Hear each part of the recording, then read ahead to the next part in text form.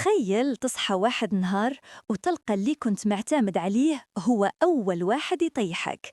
هادشي هو الخذلان، وراه ما كيجيش غير من الناس، كيجي حتى من الأحلام، من الوعود، ومن راسك حتى هو.